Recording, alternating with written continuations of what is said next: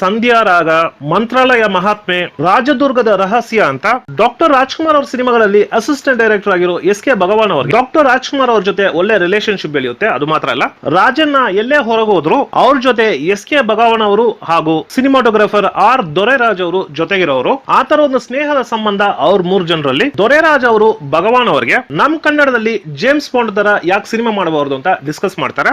ಜೊತೆಗಿರೋ doctor Rajkumar ಅವರು ನಕ್ ಬಿಡ್ತಾರೆ. ಭಗವಾನ್ ಅವರು ಯಾಕೆ ನಗ್ತೀರಾ ಅಂತ ಕೇಳುವಾಗ ಡಾಕ್ಟರ್ ರಾಜಣ್ಣ ಹೇಳಿದ್ದು, ನಮ್ ವೇ ಆಫ್ ಸ್ಟೋರಿ ಟೆಲ್ಲಿಂಗ್ ಬೇರೆ, ಅವ್ರದೇ ಬೇರೆ, ನಮ್ ಕಲ್ಚರೇ ಬೇರೆ, ಅವ್ರ ಕಲ್ಚರೇ ಬೇರೆ.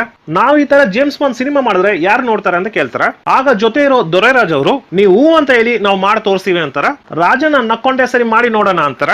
ಅಲ್ಲಿಂದ ಕತೆ ಮಾಡಕ್ ಶುರು ಆಗ್ತಾರ. 15ರಿಂದ 20 ದಿನದ ಒಳಗೆ ಸಿನಿಮಾದ ಕತೆ ಮುಗಿಸ್ತಾರ.